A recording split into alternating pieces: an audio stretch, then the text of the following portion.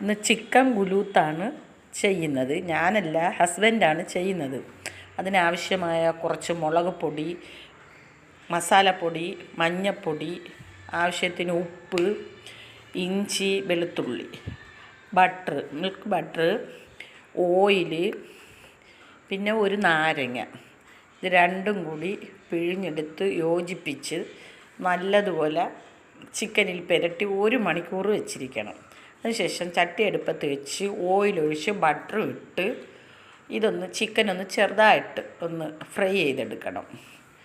അപ്പോൾ അര വേവ് അവത്തുന്നതേ ഉള്ളൂ. അതിൽ ചെറുതായിട്ടൊന്ന് ഫ്രൈ ചെയ്തെടുത്തതിന് ശേഷം ഇതിനാവശ്യമായൊരു 2 തക്കാളി, 2 പച്ചമുളക് ഇതെല്ലാം അരിഞ്ഞ് വെച്ച് വാഴയില വെട്ടിക്കൊണ്ട് വന്നതാണ്. തനിയെ കഴുകി അതൊന്ന് വാട്ടിയെടുത്തതിന് ശേഷം ഈ തക്കാളി അതിൻ്റെ പുറത്തൊന്ന് നിരത്തി വെച്ചിട്ട് ചിക്കൻ വെച്ച് അതിൻ്റെ മുകളിലും തക്കാളി, പച്ചമുളക്, ഇതിൻ്റെ കൂടെ ബട്ടർ ഇട്ട് കുരുമുളകും ഇട്ട് ഇത് ഇലയിൽ പൊതിഞ്ഞ് നല്ലതുപോലെ ഒന്ന് വാഴവള്ളി വെച്ചൊന്ന് കെട്ടി ഇഡ്ഡലി കുട്ടുവത്തിൽ വെച്ച് ഇതൊരു വേവിച്ചെടുക്കും.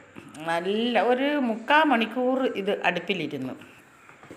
അതിന് ശേഷം അങ്ങോട്ട് പൊട്ടിക്കുന്ന കണക്ക് നമ്മുടെ ചിക്കൻ കെട്ടെല്ലാം പൊട്ടിച്ചെടുത്ത് അടിപൊളി കഴിച്ചപ്പോഴത്തേക്ക് അതിൻ്റെ ആ എണ്ണയും എല്ലാം എന്താണ്ട ആ ഇലയിലിങ്ങനെ വന്ന് ആ എണ്ണ അടക്കുന്നുണ്ട. ഇതെല്ലാം ഞങ്ങൾ ഉച്ചലത്തെ ഊണിന് ഇതും കൂടിയാണ് കഴിക്കുന്നത്. അടിപൊളി കഴിക്കുകയാണ്.